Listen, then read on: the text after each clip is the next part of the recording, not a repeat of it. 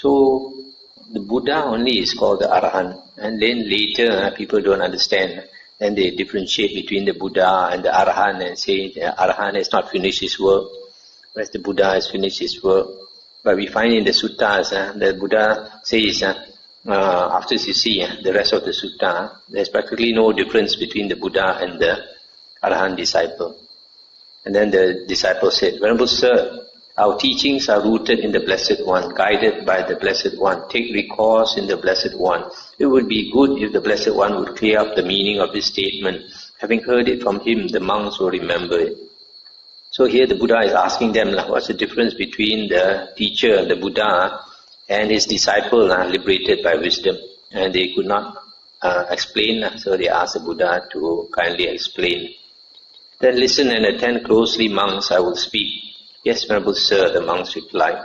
The Blessed One said, the Tathagata monks, Arahant Sammasambuddha, is the originator of the path, unarisen before, the producer of the path, unproduced before, the declarer of the path, undeclared before. He is the knower of the path, the discoverer of the path, the one skilled in the path, and his disciples now dwell following that path and become possessed of it afterwards.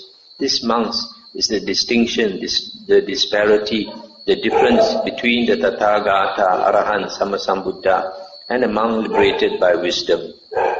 That's the end of the sutta. So here the Buddha is saying that the Buddha is the one who first discovered the path. The path here means the Noble Eightfold Path. So the Noble Eightfold Path is a path that is practiced by all Buddhas and all Arahants. Anyone who wants to become liberated must practice this Noble Eightfold Path. This is the one and only way for liberation. Nowadays, people confuse learners by saying there are 84,000 Dhamma doors.